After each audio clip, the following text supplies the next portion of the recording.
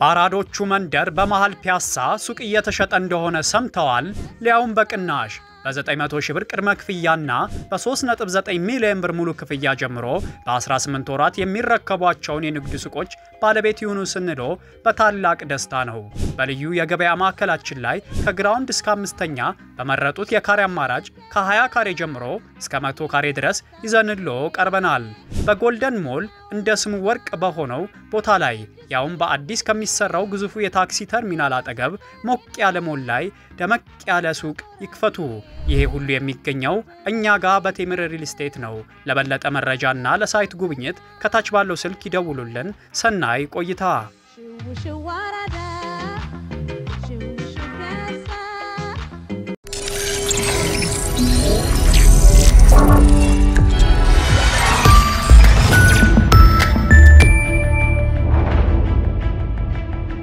ይህ ከዓለምነህ እንስማ ፕሮግራማችን ነው ከዓለምነህ እንስማ ታላቁ መርማሪ ከጸሎተ ሐሙስ ጋር አብሮ ይሄድልን ውድ አድማጭ ተመልካቾቻችን የዛሬው ለየት ያለ ፕሮግራም ነው ትወዱታላችሁ ትደሰቱበታላችሁ ተከታተሉን ዓለም ታላቁ መርማሪ ደስ ይላል ራሱ ይሄ ታላቁ ጠያቂ the grand inquisitor ታሪክ በዚህ ብራዘር ካራማዞቭ በሚለው መጽሐፍ ውስጥ ያሉ ዋንኛ ገጸባሪ ወንድማማቾች ውስጥ ኢቫን የሚባለው ትልቁ ፈላስፋ ነው እሱ አሎሻ ለሚባለው ታናሻቸው ዲሚትሪ የሚባለው ወታደራዊ መኮንን ምን የነበረ ነውጠኛ አለ እና የትንሹ አሎሻ ደግሞ በጣም ቅዱስ የሆነ ልጅ ነው የቤተ ክርስቲያን ልጅ ነው የቤቱ ትንሽ ማለት ነው አዎ እና ለሱ ግጥም ላንበበል ብሎ ነው የሚነግረው ታሪኩ ግጥም አይደለም ግን ግጥም ላንበበል ብሎ ነውና ይሄን ታሪክ የሚነግረው ለሱ ነው ኢቫን ለአሎሻ ማለት ነው እና ለዚህ በጣም ፍጹም መንፈሳዊ ለሆነ ታናሽ ወንድሙ ነው ሚተርከለት ያ በጣም ቲንካር ነው ኢቫን የሚሉት እና በዚህ ታሪኩ የሚመሰረተው ታሪኩ እውነተኛ ታሪክ ላይ የተመሰረተ ነው በታሪክ የሆነ ነገር ላይ የተመሰረተ ልቦለድም ቢሆን ያው በ15ኛው ክፍለ ዘመን በወቅቱ ከክርስቶስ አስተምሮ ያፈነገጡ መናፍቃን ተብለው የሚወሰዱ ሰዎች በቤተክርስቲያን ልዩ ፍርድ ቤት ተደርጎ ነገስታቶች መኳንንቶች በተገኙበት ካርዲናል ያው ታቃለ ፈራጅ ሆነው እየተፈረደባቸው በእንጨት ላይ ከእንጨት ጋር ታስረው በማገዶ ከስራቸው እየነደደ ተቆስቁሶ ይቃጠሉ ነበር እንደዚህ የሚቃጠሉት ክርስቶስን በማመናቸው ነው ወይስ ነው መናፍቃን ናቸው ሄሬቲክስ ናቸው ከእግዚአብሔር ከአስተምሮ ከክርስቶስ አስተምሮ ያፈነገጡ ነው እና እነዚህን በቤተክርስቲያን ካቴድራልስ በሚቋቋሙ ልዩ ፍርድ ቤቶች ብይን እየተሰጠ ይቃጠሉ ነበር እና ታሪኩም የተካሄደው እንግዲህ ስፔን ሲቪል ከተማ ውስጥ ነው ይላል ታሪኩን ይሄ ኢቫን ነው ለታናሽ ስለዚህ መነሻው ከእውነተኛ ታሪክ ላይ የሚመዘዝ ነው በቃ 15ኛ ክፍለ ዘመን ይሄ ተካሂዷል ባለማችን ብዙ የዓለም ሳይንቲስቶችም በዚህ ተቀንተን ብለዋል እና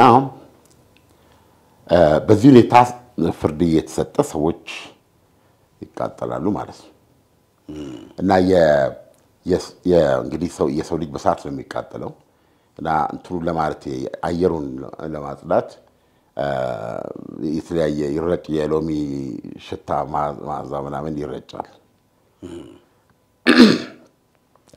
በዚህ መንገድ ብዙ መናፍቃን የተባሉ በሳት እንጨት ላይ ታስረው በብዛት በተገደሉበት ምሽት አንደው እቺ ዓለም እኮ ያላስተናገደችው አስከፊ ስርዓት በሰው ልጅ ላይ የተካሄደው በደልና ግፍ ቆጥረህ እኮ የምትጨርሰው አይደለም። አሁን በዛሬ ዘመን የሰው ልጅን እንደ እጧፍ በእሳት ሲነድ ሲቃጠል ሲሟሟ ቆመህ እንደማየት ዘግናኝ ነገር አዎ እንግዲህ የሚካሄደው ያው በሱ ስም ነው በክርስቶስ ስም አዎ ከሱ አስተምሮ ያፈነገጡ የተባሉትን የሚቀጡት እና በዚህ ሰዓት ይላል ልቦለድ ነው በዚህ ሰዓት ሲቢሌ ከተማ ውስጥ ድንገት ክርስቶስ መጣ እና ልክ ከ2000 ዓመት በፊት እንዳደረገው እንደነበረ ሆኖ ነው የሚመጣው ደስ መንገዱን ተከትሎ ነው የሚመጣው እና ታላቁ ሚስጥር ይለዋል ሰዎች አወቁት ይላል ክርስቶስ መሆኑን አዎ ልክ በዘመኑ እንደነበረ ሁሉ አለባበሱም ጭምር ማለት ነው ሁሉም ነገር እና ወደሱ ተሳቡ ይላል እና ልክ በክርስቶስ መሬት ላይ በነበረበት ሰዓት የፈጸማቸውን ነገሮች መፈጸም ይጀምራል ከልብሱ ጋር የተነካኩሉ ይድናሉ ልክ እንደ መጀመሪያው ዘመን እንደ መጀመሪያው እና ሃሌሉያ ሆሳና ይዘመራል ህፃናት ከፊት ለፊቱ አበባ ያርከፈክፋሉ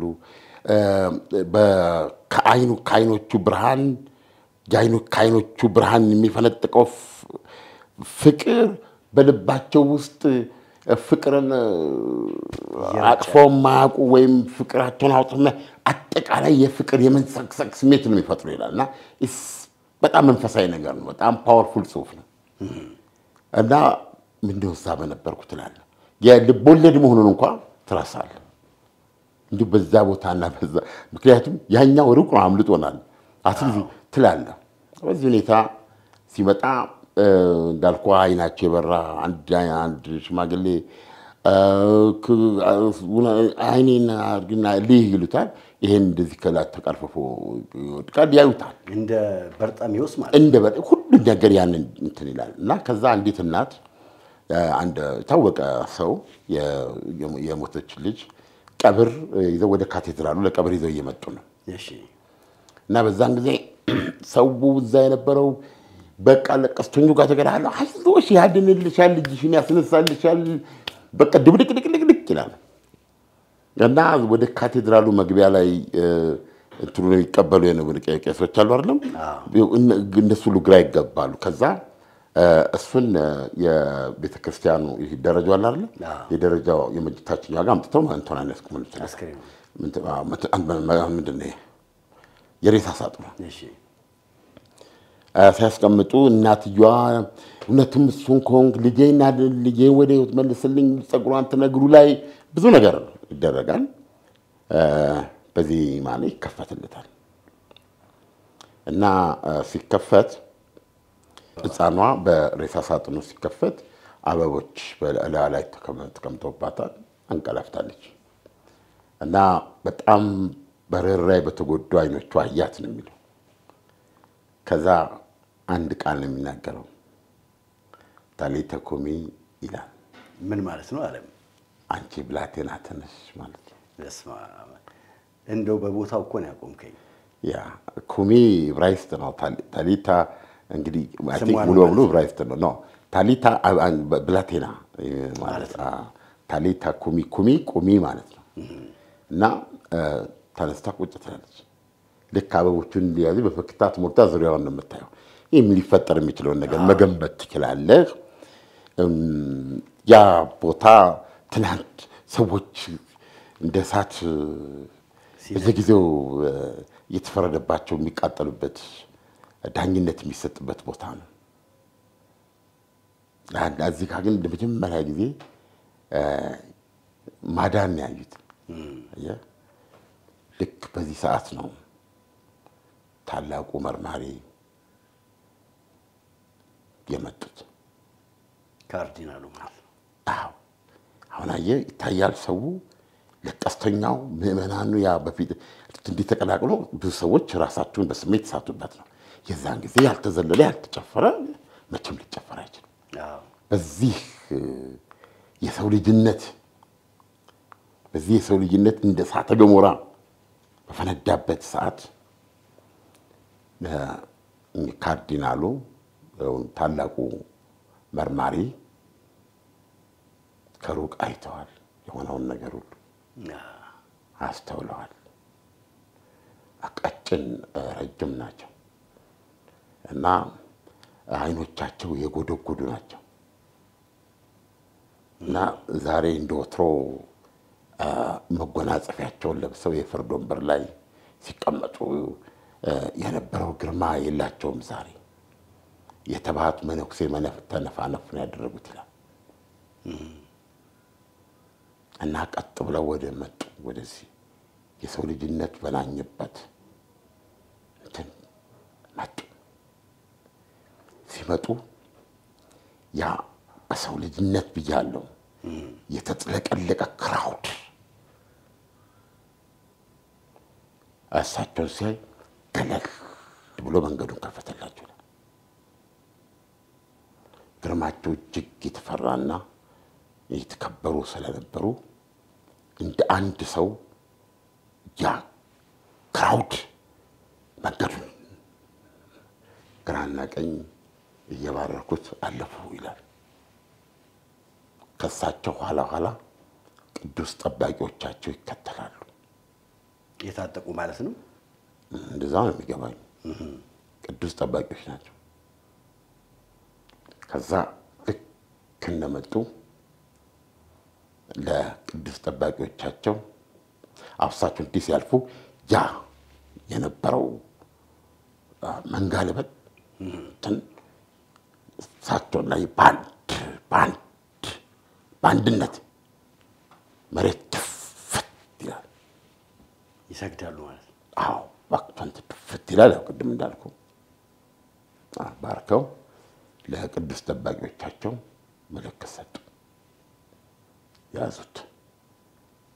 ማንን? ያው በታሪኩ ላይ ክርስቶስን ማለት ነው። ያዙት ብለው አልፈው ሲሉ ቅዱስ ጠባቂዎቻቸው ግራና ቀኝ ይዙትና መናፍቃን የሚታሰሩበት እዛው ካቴድራል ውስጥ የራሱ እስር ቤት አለ። ማለት ሰቀላ ኮርኒሱ ላይ የራቀ ነው። አመሻሽ ላይ ነበረ ሰዓቱ። እዛ ጨለማ ክፍል ውስጥ አስገቡት እስረኛው እና በሩ ተደርጎ ተዘጋበት። ክርስቶስ ላይ መንጋውም ወደ የቤቱ ተበተነ። አመሻሽ ላይ ጨለማ እንደዋጣት ከተማዋ ያ ጥብቅ የእስረኛ በር እንደገና ጓጓጓጓ ብሎ ተከፈተ። ካርዲናሉ ነበሩ። እንደዚህ ማሾ ምንድን ነው መስቀል እንትን ፋኖስ ይዘዋል። ፋኖስ ይዘው ገቡ። በሩ ተዘጋ። እሳቸው ብቻ ናቸው ያሉት እና እስረኛው ወዳለበት ቦታ ይዘው ተጠጉ። እንደዚህ አድርገው ፊቱ ላይ እንደዚህ አቅርበው አዩት። ሲያዩት እሱም ያያቸዋል። ማንም የለም። ድፍን ከተማዋ ተኝታለች። እሳቸውና እሱ ናቸው ያሉት። አንተ ነህ? እውነት አንተ እሱ ነህ ብለው ይጠይቁታል።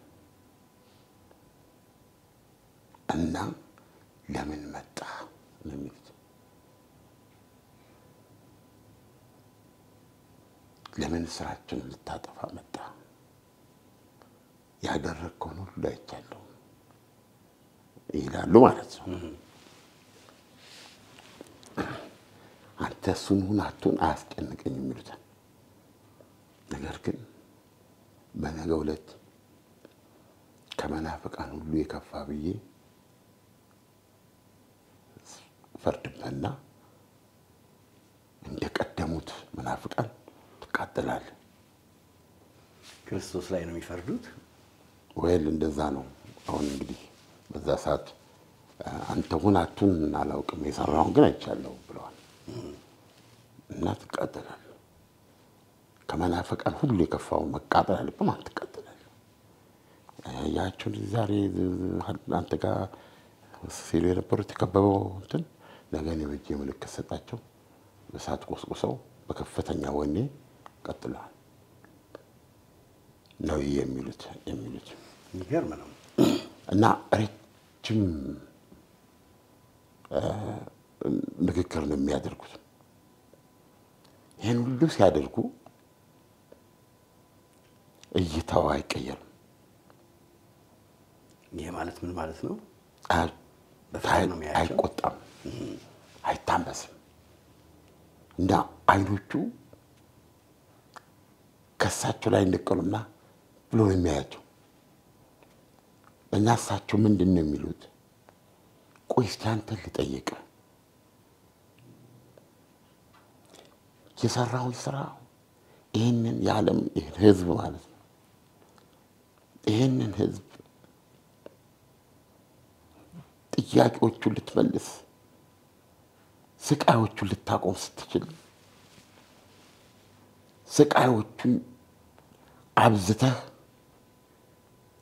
ለስቃይ ዳርገው ነው የሄድከው አንተ የሚሉትና ዋንደኛው መከራከሪያ የሚያደርጉት ያው በውይይት ስለምናቀርበው ማጠር ስላለበት እንትን የሚወስዱት አንተ ነህ ወይስ እሱ ነው አዋቂ ይሉታል። እዚህ ድረስ ነው የሚጠይቁት። በመጽሐፍ ቅዱስ ውስጥ ፈተና ተብለው የተጻፉት እነዛ 3 አረፍተ ነገሮች ይሉታል። የዛ የአዋቂ የዛ የውድመት የዛ የጥፋት መንፈስ ቃላት የሱን ሐረጎች የሚመጥን በዚህ ምድር ላይ የነበረ እውነት ይሉታል። እና ሰዎች እንዲገባ በመደበኛው ቋንቋ እናርገው። ይሄ ምንም ቢያነቡት ነው መርጠው። እሳቸው ምንድን ነው የሚሉት? ቤዚካሊ ያው ክርስቶስ ከእንግዲህ ራሱን በ33 ዓመቱ ትናንት ትንሽ ብታስረዳ ይቻላል። ወደ እንግዲህ ክርስቶስን ከውልደቱ ታሪኩ በኋላ ምን የምናገኘው መቼ ነው? በ12 ዓመቱ በቤተ መቅደስ እናቱ ማርያም ቅድስት ድንግል ማርያምና ከጠባቂዋ ዮሴፍ ጋር አብረው ጠፍቶባቸው ፍለጋ ሄዱ። በቤተ መቅደስ ውስጥ አገኙት። ሲያገኙትም በጣም ተደሰቱ። አንተ ጠፍተህብን እኔና አባትህ ተጨንቀን ነበር አለችው። እሱ ደግሞ ከቤተ ክርስቲያን ከቤተ መቅደስ ውስጥ ከነበሩ ታላላቅ ሰዎች ጋር እያወራ ነበር እና በወሬውም እጅግ በጣም ተገርመው ነበር። እንግዲህ ክርስቶስ በልጅነቱ ለመጀመሪያ ጊዜ የእውቀቱ ወይም የአምላካዊ ማንነቱ በእውቀት የተገለጸበት ጊዜ ነበር ማለት እንችላለን። በ12 ዓመቱ ከዛ በኋላ እንግዲህ የወይን ጠጅ ልክ 33 ዓመት ነው እሱ ጋር መጀመሪያ የምናገኘው በ33 ዓመቱ ዮሐንስ መጥምቁ ጋር ይጠመቁ እዛ ነው የምናገኘው አይደል?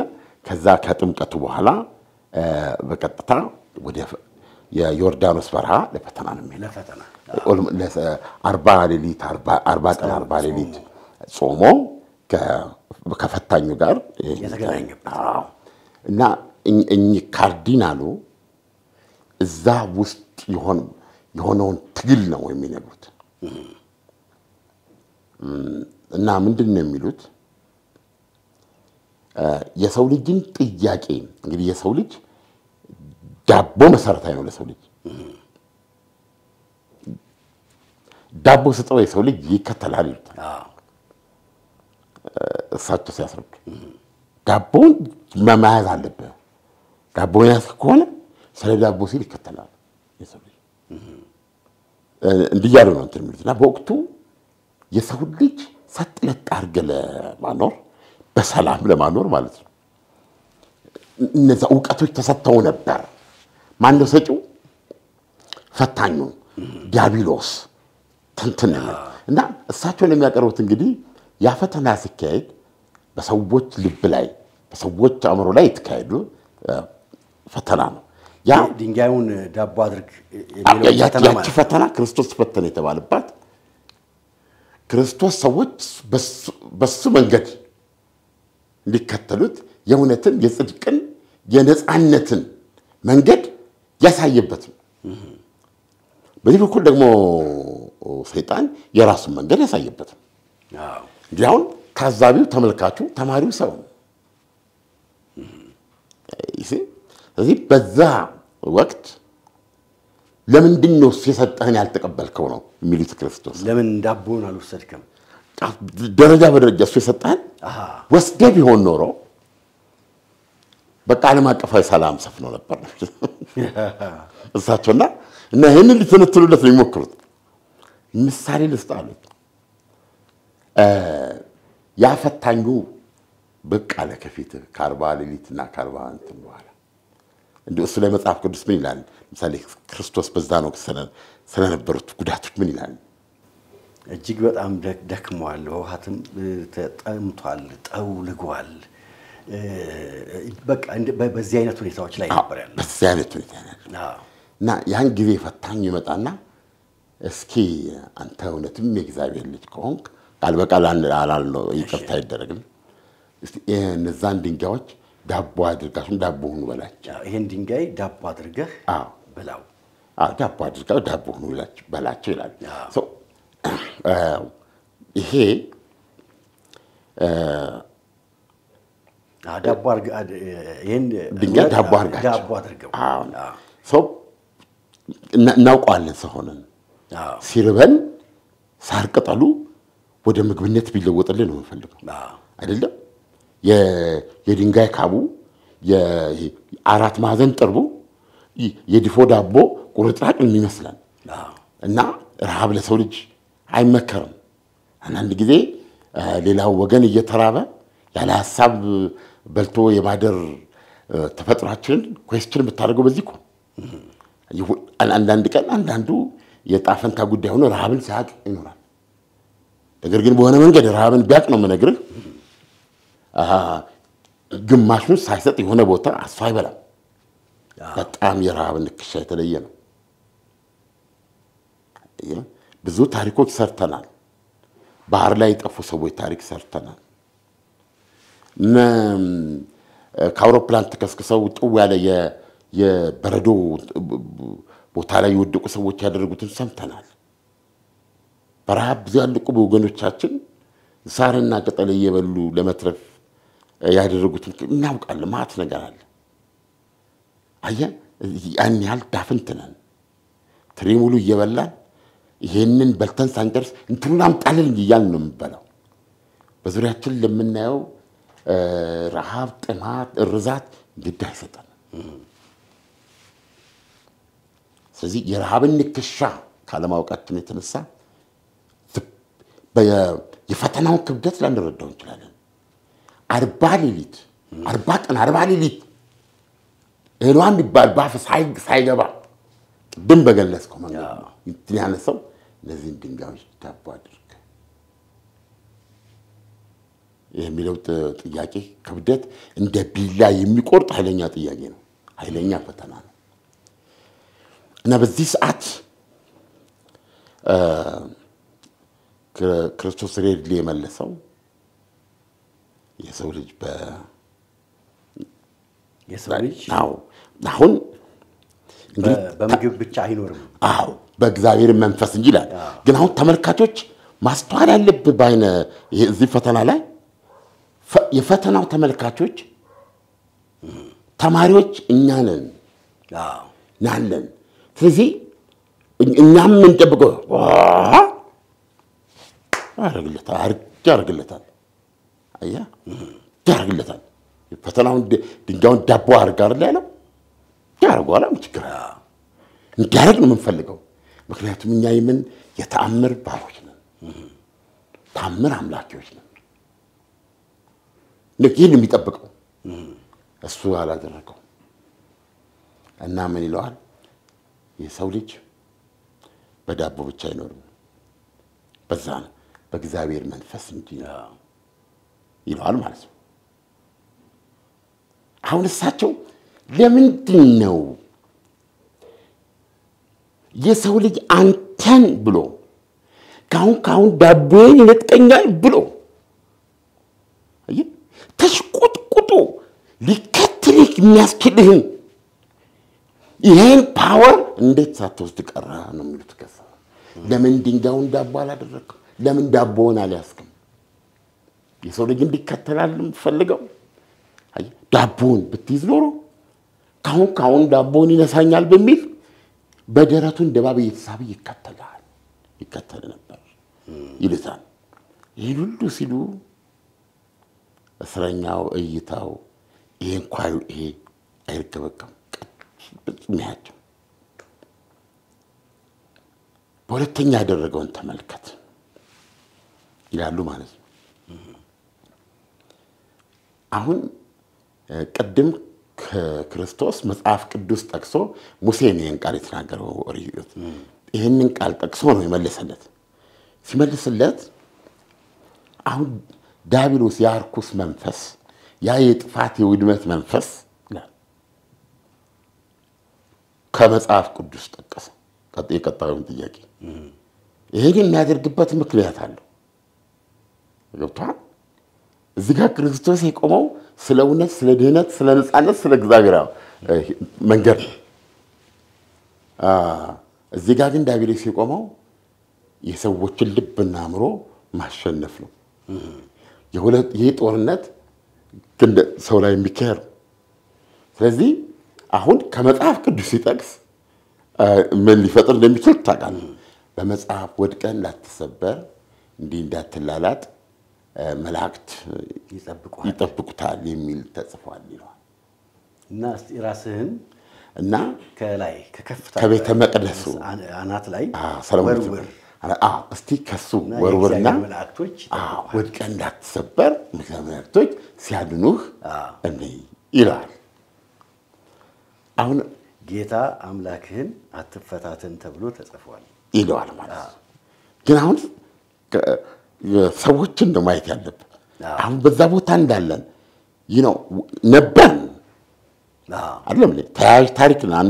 አንድ ራሱን የዛ ተያያዥ ታሪክ አካል ነበር ነው በቦታው። ሳም ቅድም ዳቦን ድንጋዩን ዳቦ እንዲያደርግና እንዲያሳይ እንደምንፈልግ ሁሉ አሁንም እንዲያደርገው ነው የምንፈልገው። እኛ ታምር ነው የምንፈልገው እና በዛን ጊዜ ክርስቶስ ይሄን ይመልስለታል ማለት ነው።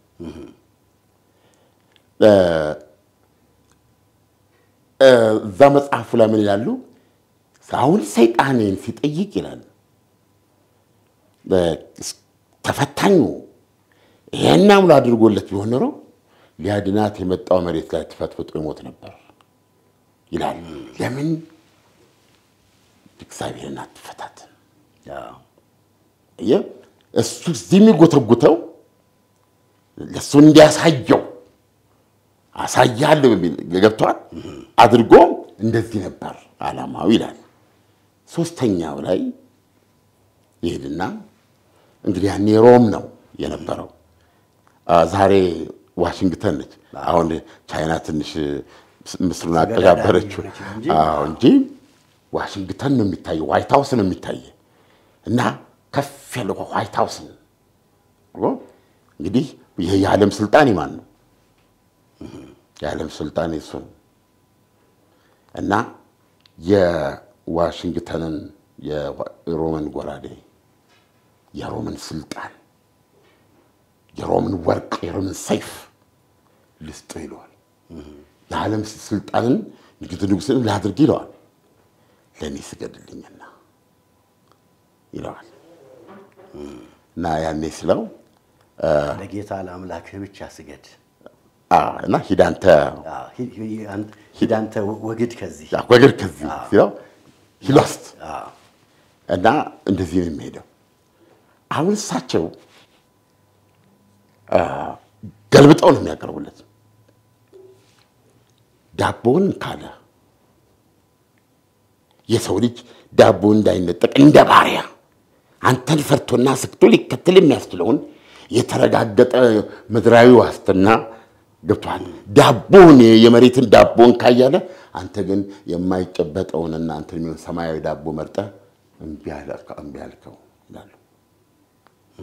ይገርም። አየህ አሁን እሳቸው ምንድነው የሚያሳዩት? ሰው ግን ይሄን ብታየው ያን ዳቦ ነው የሚከተለው። ገባ? ለዛ ዳቦ ሲል ይታዘዛል። ለዳቦ ሲል እሳቸው ምድራዊ አይን ነው ያላቸው፣ ምድራዊ ዕውቀት ነው ያላቸው። እንደዛ ነው የሆነው ይሉታል። አሁን አንተ ልክ ነበርክ። ለምሳሌ ሰው በዳቦ ብቻ አይኖርም። ሰው ዳቦውን ከሰጠው በኋላ የሚኖርበት የተረጋጋ የህይወት ዓላማ ከሌለው ራሱን ያጠፋል። እሱ ብቻ አይደለም፣ ሰው መጥቶ አእምሮውን የሚያማልል ነገር ከመጣበት እንዲሁ ጠቃሚ መደበኛው ጥቅሙን ጥሎ ተከትሎ ይሄዳል። አንተ እዚህ ላይ ልክ ነህ ይሉታል። የሰው ባህሪ የሚገርመው ይሄ ነው። ቅድም እንግዲህ ዳቦ የተረጋገጠ ነው። ሰዎች ግን ዳቦን ምን አእምሯቸውን የሚሰርቅ ልባቸውን የሚመስጥ ሰው ከመጣ መሰረታዊ ጥቅማቸውን ትተው ተከትለው ነው የሚሉት። የሰው ባህሪ ይሄ ነው። እዚህ ላይ አንተ ልክ ነበርክ ይላሉ። ቀጥላ ያደረግከው ምንድን ነው ይላሉ። ያን ወድቀህ ያንን ባለማድረግ የሰው ልጅ በሶስቱ ጥያቄዎች ውስጥ የሰው ልጅ ያንተን እውነት ተቀብሎ የሰጠውን ነፃነት አምሮና ከምንም ነገር በላይ ተቀብሎ የተአምር ባሪያ ሳይሆን በነፃ ህሊናውና መንፈሱ በተፈቀደ ንጹህ እምነቱ እንዲከተልና ይሄን መንገድ አብሮ እንዲሄድ ፈልግ ይላል። ሰው እንዳንተ ጠንካራ ነው ላንቁሳይና ያደርጋል ይመስላል የምታየው ላንቁሳ ይሄን ማድረግ ይችላል።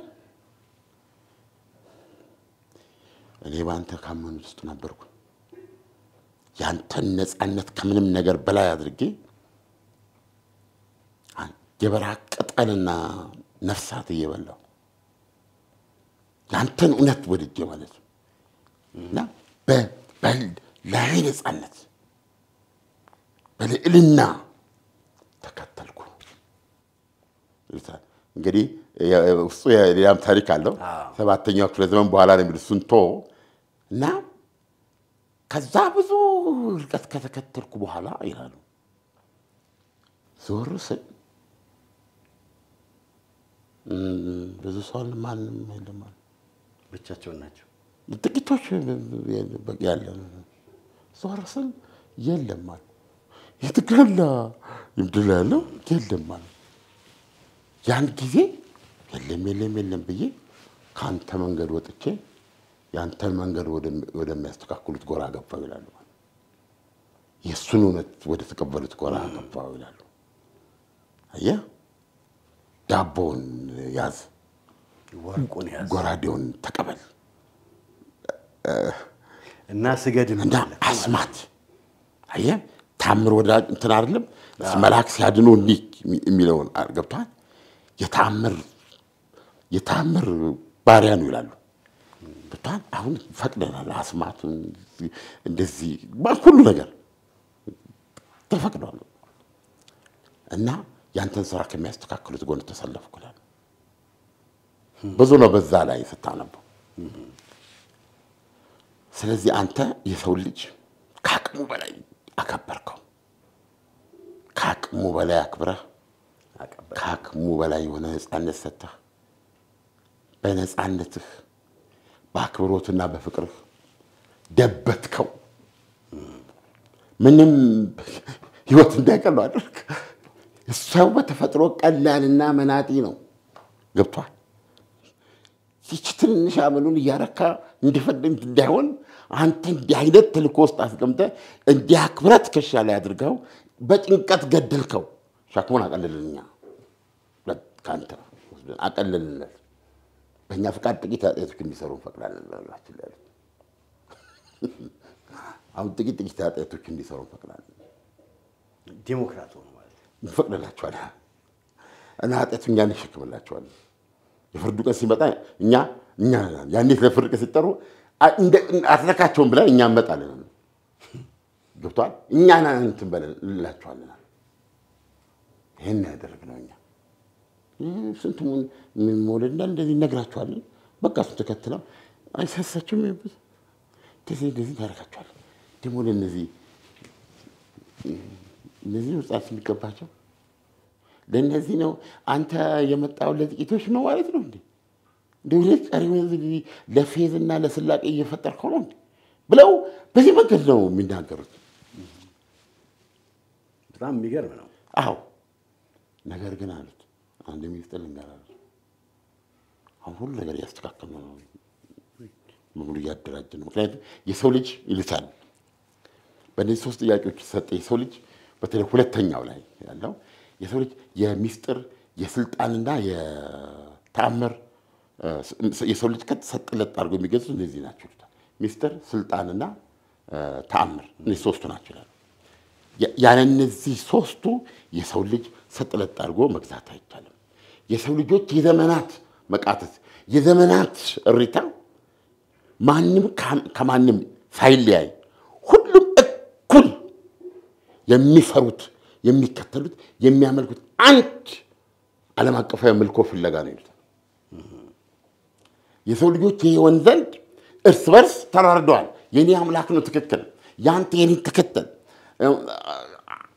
አልከተልም ተፋጅቷል አይደል ይህ ባለም ታሪክ ላይ የምታየው ነው አንቀጥ ቆርጦ ደም አፍሶ የሱን ሃይማኖት እንድትከተል ያረጋል የሰው ልጅ በዚህ መንገድ ምድር ደም በደም ነው የሚሆነው ለምን ይላሉ ማንንም question የማይደረግ ስልጣን ባልተከፋፈለ ልብ ሁሉም ባመኑበት የሚከተሉት አንድ አይነት ዓለም አቀፋዊ መልኩ መኖር የሚፈልግ የሰው ልጅ ይሄንን ደግሞ ለማድረግ አንድ ሁሉም የሚፈልግ ለምሳሌ ነው የምነግርህ አንዱ አንዱ ለምሳሌ አንዱ አይከተለውም ስለዚህ ያኛው አያስፈራውም አያሳስበውም አይደለም እንደዚህ አይነት ነገር ሁሉም እኩል የሚፈቱ አንድ ዓለም አቀፋዊ ኃይል ለመውጣት እነዚህ ሶስቱን ሚስጥር ስልጣንና ተአምር ያዝ ኃይል ብቻ ነው ይሄን ማምጣት ይችላል ነበር የሰው ልጅ ገባ ዳቦን ጎራዴውንና ከእንትና ተአምር ሶስቱ እነዚህ የግድ ነበሩ አንተ እነሱን ስላልክ ዛሬ ሰው ልጅ እንደምታየው ያው ይተራረዳል ብዙ ነገር ይሉታል ስለዚህኛ አንድ ሚስጥር ምንድነው የምናደርገው ሁሉ የምናደርገው በአንተ ስም ነው ያለ አንተ ስም አይቻልም ያለ አንተ ስም አይከተልም በስም ነው ማለት ሁሉ ነገር የምንለው ያለ አንተ ስም አይሆንልትም ዋዝቡ ማለት በጣም ይገርም ምንም እንኳን ላንቁሳ ንቅል ቢሆንም ያለ አንተ ስም እንድቻ አይነቀን ስለዚህኛ በአንተ ስም ነው የምንናገረው በአንተ ስም ነው ምንገዛው ይሉታል ይቺ የተሸከምንለት ኃጢአታችን ናት ለእሱ ነው የሚሉት ስለዚህ አሁን ሁሉ ነገር እያስተካከልን ነው የሰው ልጅ እርስ በርሱ ተጫርሶ ኃያላኖች ተጫርሰው መጨረሻ ላይ ከመሃል ጠንካራና ጎበዛዝ ሆኑት የራሳቸውን ያጠፋሉ የቀሪው ላንቆሳ ህዝብ ደግሞ እኛን ያኔ ባለም መጨረሻ ላይ በየተደበቅንበት ዋሻ በየተደገረበት የመቃብር ጉድጓድ ሁሉ እየፈልጉ ያገኘናል ያን ጊዜ እግራችን ስር ይተኛና እነዛ ከሰማይ ሰዓት ይዛቱብን ኃይሎች አላደረጉትምና እንዳሻቸው አድርጋችሁ ግዙን እውነቱን እናንተ ጋር ነው ይደናሉ እና ያን ጊዜ የሰው ልጅ ሰላም ይጀምራል ጃሩን ይብረክሩት እና ምን ይላል ታሪኩ ይሄን ሁሉ ያሉት ይላል እስረኛው በዝምታ ከማየትና ከማዳመጥ በስተቀር ምንም አይልም አንድም ቃል አይናገር እና አንዳች ውስጥ አባይ አንዲስ ቃል ተከፉም ቢሆን አንዲስ ቃል ተከሱ ለመስማት ፈልጉ ይላል ልባቸው ቀጥታ ይላል አንዲስ ቃል እና ይህን ሁሉ ካሉት በኋላ ጨርሻለሁ። ነገ በጣቴ ምልክት ሰጣቸው። ትናንት ያን ሁሉ ያሉልህ እነዛ እንትኖች የኔን ምልክት ተከትለው እግር ስር እንትን ላይ አስረው ማለት ነው እንትን አድርገው እሳት ምንድነው ማገዶ ከምረው ያቃጥለዋል። ጨርሻለሁ አሉት። በጣም ይገርም ነው። ይሄን ካሉ በኋላ ነው በዛ ሰቀላ ክፍል በዛ ምሽቱ ዘም ባለበት ሰዓት ቢል በምትል የፋኖስ መብራት ስር አይናቸው ሰዓት የሚተፋ የሚመስሉ ካርዲናል አንድ ቃል ፈልጉ ይላል። እንዲህ የሆነ ቃል ከማን ይፈልጉት? ከክርስቶስ እንዲህ የሆነ ቃል እንዲወጣ እንዲህ አንድ አዲስ ቃል መስማት ፈልጉ ይላል። እና ድንገት እስረኛው ሊሆናል ብሎ ባልጠበቁ በፍጹም ባልተዘጋጁበት ሁኔታ ተጠግቶ ግንባራቸውን ሳመው ክርስቶስ። አዎ ሲስመው ሰውነታቸው ሻደር አደረገ እና ውስጣቸው በአንዳች ሙቀት ሲሞላ ይሰማቸዋል ይላል። ግን 98 ዓመት 93 ዓመት የኖርበትን መቀየር ሀሳባቸውን መቀየር አልፈልጉም ይላል። እና ግንባራቸው ላይ ሲስማቸው ውስጣቸው ሻደርስ እና ያን መቀየር አልፈልጉም ይላል። ወዲያው ይላሉ ወጣ ሄዳውን በዚህ ጨለማ ወጣና ሄደ። ተመልሰላት መጣ። ተመልሰ የመጣ እንደሆን ቅድም ይላቱ እንደሚያደርጉ እና ሂድ ይሉታል። ኢትዮጵያንስ በጨርሻ ላይ ያሉትን ሀሳብ ቀየሩ እና ምንም ቃል ሳይናገራቸው በጨለማው ወጥቶ ሄደ ብሎ ይህን ታሪክ ኢቫን ለዛ ከወንድሞች ሁሉ በሁካት የተሞሉ ናቸው። ዲሚትሪ ኢቫንና አይሎሻ ግን ታናሽ ወንድማቸው ነው። ፍጹም መንፈሳዊ ቅድስና ያለው ልጅ ነው። ለሱ ነው የሚነግረው እና ታሪኩን እንደጨረሰ አይሎሻ ድንገት ብድግ ብሎ ወንድሙን ሳመው። ይህን ታሪክ ያወራለት የተረከውን this is plagiarism ይለዋል ታላቅ ወንድሙ። በጣም ወንድሙን ሳም አደረገው ማለት ነው። ይሄ ከኔታ መጽሐፍ የቀዳው ነው ብሎት የለ ይሄ ከኔ ነው የወሰድከው ይላሉና እንግዲህ ታሪኩ በመጠኑ ይሄ ነው የሚመስለው። ዓለም ግን ዶስቶቭስኪ ይሄንን ሲሰራው ምንድነው ያሰበው? እኔ አሁን አንተ እሱን እየተረክልኝ እያለ እንደ አሁን በዚህ ዘመን እንደሚኖር ሰው የዶስቶቭስኪ ይሄን ሲጽፈው ዳግም ክርስቶስ ወደዚህ መጣ ሲል እኔ በቃ በፊልምም በምንም ስላየሁት በዛ ዘመን ላይ የተከሰቱትን ክስተቶች እንዳያቸው ረድቶኛል። ግን እንትን ጳጳሱ በሰዓቱ የነበሩት ክርስቶስን ሲያዩት ሊደሰት የሚችሉትን ደስታ አስቤና ጠብቄ ነበር። ግን ያ አልሆነም። አሁን ክርስቶስ ድጋሚ ቢመጣ እና እነዛን ታምራቶች ቢያደርግ አሁን ያለነው ሰዎች በዚህ ምድር ላይ ያለነው ሰዎች ዳግም ክርስቶስን ለመስቀል ወደ ኋላ አንልም የሚል መልእክት ያስተላልፈም። አሁን ያ ሃይማኖት ውስጥ አንገባም ይመስላል። የልቦለድ ታሪክ ነው። ግን አሁን ለጥያቄው ጥያቄ አንደኛ በመጽሐፍ ቅዱስም ቢሆን ክርስቶስ ዳግመኛ የሚመጣበትን ጊዜ ሁኔታ ማንም አያውቅም። እኔ ለፍርድ እንጂ ለምህረት አልመጣም ብሏል። ያ ሁለት የሚመጣው ክርስቶስና በመሐላችን የኖረው ክርስቶስ ሲምቦል አድርጎ የመጣው ነው። አሁን ምንድነው ደራሲው ምንድነው ማለት የፈለገው የሚለውን ነገር ለማሰብ ፈልጌ ነው። ግን አሁን እዚህ ጋር ደግሞ ያስቀመጠበት መንገድ ምንድነው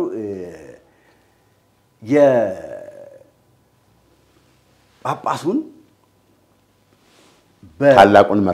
ታላቁን መርማሪ በግዘፍ ከፍ ያደረገበት መንገድ ክርስቶስን ሰዎች ሲያዩ በፍቅሩ ዙሪያውን ከበቡት። አሁን ክብር የሰሩት ዙሪያውን ነው የቆሙት። ንክኪው ሁሉ አላቸው። ምክንያቱም ሙታኗን ያየበት መንገድ እንደገና ደግሞ አይነ ስውሩን ያበራበት መንገድ እያንዳንዶቹን ስንመለከት ከህዝቡ ጋራ እንደገና ተዋህዶ ነበር። ለህዝቡ እንደገና ፍቅር የሰው ልጅነት ልክ ታላቁ መርማሪ ሲመጡ ግን ያ ክብ ተሰርቶ የነበረው ነገር ቪን የሰራው ለሳቸው ክፍተት ፈጠረ። ግርማቸው እጅግ የተፈራ ነው። እንደገና ደግሞ ለክርስቶስ ያልሰገዱት እነዛ ሁሉ ህዝቦች ለጥ ብለው ሰገዱ። አሁንም ልባችን ከክርስቶስ ጋር በርግጥ አለ የሚል መልእክት ዶስኮቭስኪ የተወ ይመስለኛል። ፍቅር ነው የሚገዛን ወይስ ኃይል ነው የሚገዛን? በሞገስ በፍቅር ተአምራትን በመስራት ክርስቶስ አሁንም በከፍታ እየታየ እያለ እዚህ ጋር ግን ምንም ግርማ ሞገስ ቢኖራቸው ዶስኮቭስኪ የገለጠበት መንገድ የአይናቸው ጥበት የአይናቸው አትኩሮ የማየት ኃይል ያስቀመጠበት መንገድ የልባቸውን ክፋትና ብርቱነት በደንብ አስቀምጦታል። ክርስቶስን ያህል አምላክ ወሰዱትና ሰሩት ሲሉ ያዙት ሲሉ እኔን ነው ያሰሩኝ ቀድመው እኔን ነው ቀድመው ያጎሳቆሉኝ። ምክንያቱም ያ በጉስቁልና ውስጥ የነበረው ክርስቶስ ቅድም በጾም ውስጥ ተጎድቶ የነበረው ከዛ በኋላ በመስቀል ላይ እጆቹና እግሮቹ ተቸንክረው የነበረውን ክርስቶስ ዳግም ተአምራትን ሰርቶ እንደገና አዲስ ፍቅር ሊያሳየን ነው ብለን ተስፋ እናደርጋለን። በስነ ጽሑፍ ውስጥ እንዲሆን ተይዞ ግራና ቀኝ ሲሄድ ህዝቡ ግን አልጮኸም። እውነት ዛሬስ በልባችን ክርስቶስን እንከተላለን? እንደ ዶስኮቭስኪ ገለጻ ማለቴ ነው። ግን እንደገና ደግሞ ይዘውት ገቡ። ዶስኮቭስኪ ለምን ጨለማውን ስፍራ መረጠው? ለምን ጸጥ ረጭ እንዲል ፈለገ? እጅግ በጣም የሚገርም ነው። በዛ ሰዓት ሁሉም ሰው ምን ሆኗል? ተኝቷል። ሁለቱ ብቻ ቆሟል። ሁለት ጽንፍ አመለካከትና አስተሳሰብ ያላቸው ፍጹም ፍቅር ፍጹም ርህራሄ ዛሬም ለምህረት እጁን የዘረጋ። በጣም የሚገርመው ደግሞ ተሳስተሃል የሚል አመለካከትና አስተሳሰብ ይዘው መምጣታቸው ነው። ክርስቶስን ማረም ማረቅ እንደገና የሳቸው ህይወት በምድር ላይ የሚያልቅ አይመስልም። ፍርድ ሲመጣም ከክርስቶስ ጎን ሳይሆን ከሳቸው ጎን ፍርዱ እንደሚመጣ ነው ያስቀመጠው። አትፈርድም ብለን እነሱን ከኋላችን አድርገን እንትን እንላለን ይላሉ። እና ዛሬስ ግን ዶስቶቭስኪ ለማሰበው የሚለው ሊትራሪ ነው። ግማሾቹ ክሪቲሳይዝ ለማድረግ ብዙ የሚያስቀምጡት ነገር አለ። ግን ስለ ዶስቶቭስኪ አንድ የሚባል ነገር ዶስቶቭስኪ የዶስቶቭስኪ ጽሑፎች እኔ ራሽያን ነው እንግዲህ በህይወት የምትመኛቸው ነገሮች አሉ። ዝም ብሎ ስለፈቀደ የራስህ ስሜት ምን ተባለ ጊዜ የምታደርገው ነው። እና ዶስቶቭስኪን ያነበቡ በዶስቶቭስኪ የተመሰጡ ዶስቶቭስኪን ያየሱ ብዙ እንዲሁም መንፈሳውያንም ዓለማውያንም አይተው ገምግመው በአንድ ነገር ላይ መስማማት አልቻሉም። በዚህ በኩል ስታየው እልም ያለ ኤቴይስት ነው። ጨርሶ እግዚአብሔርን የማያምን ሰው ነው ሊሉ ብለው እግል ሊሏቸው፣ በዚህ በኩል ደግሞ በሱ መጠን ጻድቅ በሱ መንፈሳዊ ሰው ያ መንገድ ያወቀ የተገለጠለት ሰው የለም ብለው መጨረሳቸው በዚህ ደረጃ አስቸጋሪ ነው። ስለዚህ ለሁለት ተከፈሉ ማለት ነው። እንደዚህ ስራዎቹ በጣም ዲፕ ነው። በሁለቱም በኩል ሲገባ ማለት ነው። በሁለቱም በኩል እኮ ነው አይደል? አሁን እውነትን እንዴት ነው ያስቀመጠው? አንዲት ቃል አልተናገረም። ከዓይኖቹ ርኅራኄ ያልተለዩ ዓይኑን ከእሳቸው ላይ አላነሳም። እሳቸው የሎጂክ በፈራጅነት ወንበር የተቀመጡ ሰው ናቸው እና ይሄን ነገር ሲያደርጉት ዘሞር እሳቸው እየተናገሩ በሄዱ ቁጥር ካርዲናሉ ውስጣቸው ያለውን እሳተ ገሞራ ነው እየተረዳ ሄደው። ውስጣቸው ያለውን እሳት ነው እየተረዳ ሄደው። ያሉበትን የጥፋት መስመር የኃጢአት ሲኦል ውስጥ ናቸው እየተረዳ ነው ሄደው እና መጨረሻ ላይ ያንን ወስደን አቃጥለን ከምረን ሲሉ ከ2000 ዓመት በፊት እንዳደረገው አልተደነቀም፣ አልፈራም፣ አልሰጋም፣ አላሳስበውም። እና ግን ይሄንን ህይወት ምሮታል። ይሄንን ህይወት ሊያድነው ፈልጓል። ያ ማለት ነው ይሰማቸው ዳኑ ሻደር ያደረጋቸው። አይ እንደዚህ ልባቸውን አይዟቸዋል። ልባቸውስ ሙቀት ገብቷል ቢለቁ ሐሳባቸውን ለመቀየር አልፈልጉም ይላል እንጂ ልባቸውስ ሙቀት ገብቷል። አይ የጠወለገ ልብ ነው ያላቸው። አይ this man burned out ሰው ናቸው። ሲስም ያ ህይወት ነው የከተተባቸው ማለት ምህረት ነው፣ ርኅራኄ ነው። አየህ መቋቋም አልቻለም ሰውነታቸው ያንን ነው የሚሉት እና አሁን እንዴት ትረዳዋለህ ብለህ ብትለኝ እኚህ ሰውዬ 93 ዓመታቸው ነው። ንስሐ ይገባሉ ይስገኝቷል። አዎ ግን ዓለም አሁን ለምሳሌ ያው ቅድም እንዳልከው ነው አንዳንድ ሐሳቦች 4 ነጥብ አድርገህ ደምድመህ አታልፋቸው። ምክንያቱም የተለያዩ ሰዎች በተለያየ መንገድ ያንን ሐሳብ ይረዱታል። አሁን ለምሳሌ የክርስቶስን ሕያውነት ያየነበት ቦታ ነው። ልክ ሲስመው ዛሬም የክርስቶስ ፍቅር ሕያው ነው፣ ዛሬም የኃጢአተኞችን ልብ ያርደዋል፣ ለንስሐም ያበቃዋል የሚለውን ምልክት ነው የሚሰጠው። ምክንያቱም እጃቸውን አላነሱም። ከዛ በኋላ ሂድ ነው ያሉት። ከዛ በኋላ አይምሯቸው ስንት ጥያቄዎች ሊያነሱ ይችላሉ የሚሉትን ነገሮች ማሰብ እንችላለን። ቀናይነታቸውንም ደግሞ እናያለን። ይሄንን ህዝብ መምራት የሚቻለው ብለው ያስቀመጡበት መደራደሪያ ነጥቦች አሉ። ዳቦን መያዝ። እሳቸው ዳቦን ይዘው ህዝቡን አስጎንብሰውታል፣ ቀና አስደርገውታል። በምድራዊ አይናቸው እሳቸው መንፈሳዊ አይን ነው ያላቸው። በምድራዊ አይናቸው ግን ያዩት ነገር ዳቦ ሰውን ያስጎነብሳል የሚለው ነው። ለክርስቶስ ማስረዳት የፈለጉት ይሄ ነው። አሁንም ዳቦ የሚገዛን በጣም በርካታ ክርስቲያኖች አሉ። ወደዛ አይ መንፈስ የኔን እይታ ነው። ምክንያቱም ዶስኮቭስኪ ያስቀመጠበት መንገድ ነው። ለምን አልሰገድክም? ምክንያቱም ብር ወርቅ ያስፈልጋል ነው። ስለዚህ መንፈሳዊ አይንህ ካልበራ በስተቀር ተሰግዳለህ ለገንዘብ። አሁንም ቢሆን ማለት ነው። መንፈሳዊ አይንህ ሲበራ ነው እማትንበረከከው ለጌታ ለአምላክህ ስገድ ብቻ የሚለው።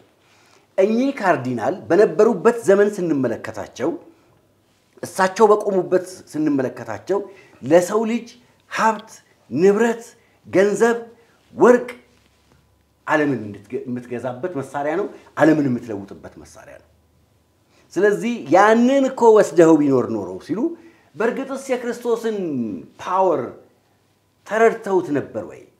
አሁንም እኮ ድጋሚ ሲመጣ እፍ ቢላቸው የት ሊደርሱ እንደሚችሉ እናቃለን። መንፈሳዊ አይን ካለህ መንፈሳዊ አይናቸው ተጋርዶ ነበር ወይ የሚሉ ጥያቄዎች እንድትጠይቅ ያደርጋል። ነው ወይስ ዓለም አሁንም የሰው ልጅ በዳቦና በወርቅ እንደሚፈተን ዶስኮቭስኪ ሊነግረን ነው። አሁንስ እንደው ዓለም የሰው ልጅ በዚህ መንገድ ይፈተናል ወይ? አሁን ይሄን ፕሮግራም እኛ ያልነው ከዛሬ ከሐሙስ ጸሎት ጋር አብሮ ይሆንልን ነው ያለው። እሺ እና እሱ ታሪኩን የጨረሰው ያው በዛው ነው ቅድም ባልኩ ሳም ግንባራቸው እሳቸው በዛው ሁኔታ ውስጥ ነው ያሉት። እሱ ሄደ ነው የሚለው። ግን ዛሬ ጸሎተ ሐሙስ ምን ማለት ነው? ጸሎተ ሐሙስ ክርስቶስ ዝቅ ብሎ የሐዋርያቶችን እንግዲህ ክርስቶስን ያህል አምላክ ክርስቶስን ያህል መለኮት ለሰው ልጆች ፍቅርን ለማስተማር ወርዶ ከሰው ልጅ ደግሞ ዝቅ ብሎ ሁሉንም ነገር የሚረግጥ ቢኖር እግሩ ነው። ስለዚህ እግርን ሲያጥብ ምንም ነገር ብትረግጡ በየትኛውም ስፍራ ብትመላለሱ እዚህ ላይ ያለውን እድፋችሁን ቆሻሻችሁን እኔ አጸደዋለሁ ብሎ ትህትናውን ያሳየበት ቀን ነው። ከተግባሩም በላይ ያለው ነገር አለ። እስቲ እሱን ነው ይሄን አንተ እንድትለው እንደፈልገው አልመጣም። ምንድነው እግራቸውን ሐዋርያቶቹን ካጠበ በኋላ እንዴት እንደሚከብዳቸው አስብ። አለም ቡርቅ ብሎ እግራቸውን አጥቦ እግራቸውን ስሞ ካደረገ በኋላ ምን አላቸው? እኔ እንደወደድኳችሁ እናንተ እርስ በርስ ተዋደዱ፣ ተፋቀሩ። ይሄ የስንብት ይሄ ነው። እርስ በርስ ተፋቀሩ ነው ያለው። እና አይ ቲንክ በዚህ ታሪክ ውስጥ የምንረዳው እርስ በርስ እኔ እንደወደድኳችሁ እናንተ እርስ በርስ ተፋቀሩ ነው ያለው።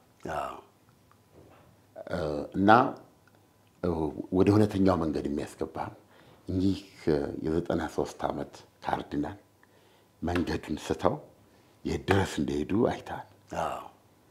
ጠፍተዋል።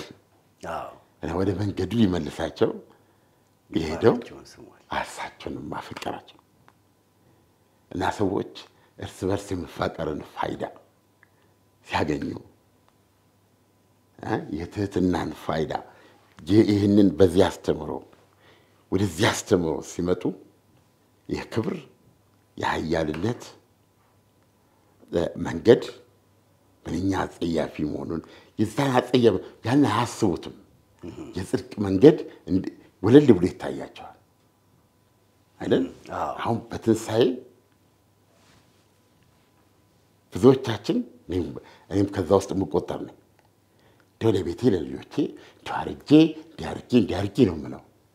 አንዳንዶች ደግሞ እነዛስ ምን ይበላሉ? እነዛስ ምን ይጠጣሉ? እነዛስ ማን አላቸው ብለው የሚያስቡ ልቦች እንዲኖሩ ነው የሚፈልገው። ጎረቤትን እንደራስ ውደድ ያለ አምላክ ነው። ዶስቶቭስኪ ብዙ በጣም የሚገርም ጸሐፊ ነው። በዓለማዊ ነገር ውስጥ ሆኖ የሰው ልጅ ከባድ በጣም የማይታለው ነገር ይላል። ከሁሉም የሚከብደው ጎረቤቱን ማፍቀር ነው ይላል። ከጎረቤቱ ርቆ አፍቃሪ ነው የሰው ልጅ። ጎረቤቱን ለማፍቀር በጣም ነው የሚከብደው ይላል። አይደለም ያለ ፉክክራችን ያለው እኮ እዛ ጋር ነው። ምንድነው ደግሞ ዛሬ ያስከፉት? ያን ነው የምናድገው። ይህ ከባድ ነው። ለጎረቤትን እንደራስ ውደድ ነው ያለው። ስለዚህ በዚህ ታሪክ ውስጥም ታላቁ ዘ ግሬት ኢንኩዊዚተር እኛ ያያቸው እኛ የእውቀት ቀንዲል አይደል ሲተነትኑት እኛ የእውቀት ቀንዲል ሎጂኩን ሳይንሱን ሲሉት የሚሰጣቸው ክርክር የለም። ኔቨር አርጊው ዚስ ጋይ አልተከራከረም። አፈቀራቸው ማራቸው እንዲህ ነው ያሉት። እኔ እንደምረዳው እሱ እንደወጣ ለንስሐ ይወድቃሉ ብዬ ነው የማስበው።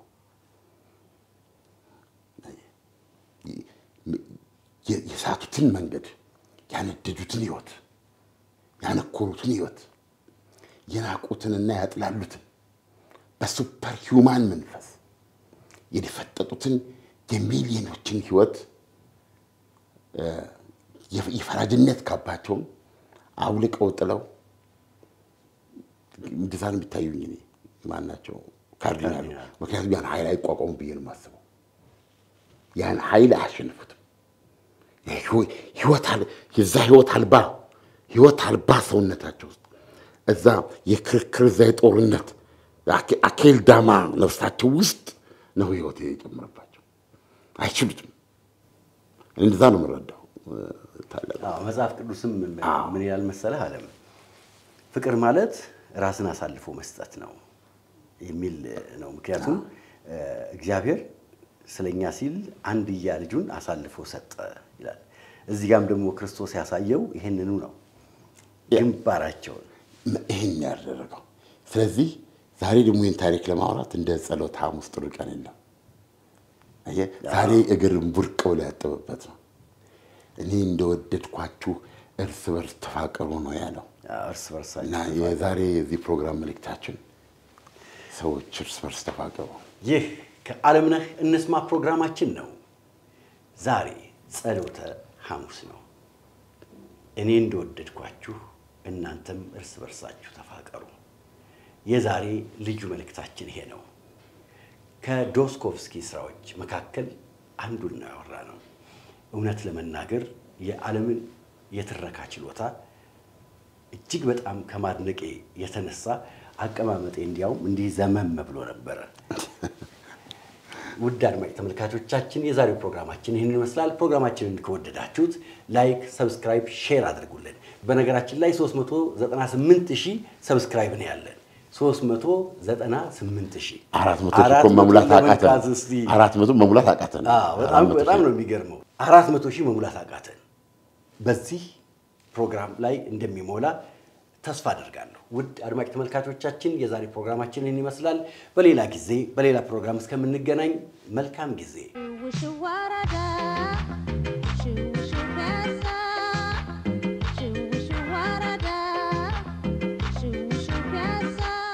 ባራዶቹ መንደር በመሃል ፒያሳ ሱቅ እየተሸጠ እንደሆነ ሰምተዋል? ሊያውም በቅናሽ በ900,000 ብር ቅድመ ክፍያና በ3.9 ሚሊዮን ብር ሙሉ ክፍያ ጀምሮ በ18 ወራት የሚረከቧቸውን የንግድ ሱቆች ባለቤት ይሁኑ ስንሎ በታላቅ ደስታ ነው። በልዩ የገበያ ማዕከላችን ላይ ከግራውንድ እስከ 5ኛ በመረጡት የካሬ አማራጭ ከ20 ካሬ ጀምሮ እስከ 100 ካሬ ድረስ ይዘንሎ ቀርበናል። በጎልደን ሞል እንደ ስሙ ወርቅ በሆነው ቦታ ላይ ያውም በአዲስ ከሚሰራው ግዙፉ የታክሲ ተርሚናል አጠገብ ሞቅ ያለ ሞል ላይ ደመቅ ያለ ሱቅ ይክፈቱ። ይሄ ሁሉ የሚገኘው እኛ ጋር በቴምር ሪል ስቴት ነው። ለበለጠ መረጃና ለሳይት ጉብኝት ከታች ባለው ስልክ ይደውሉልን። ሰናይ ቆይታ።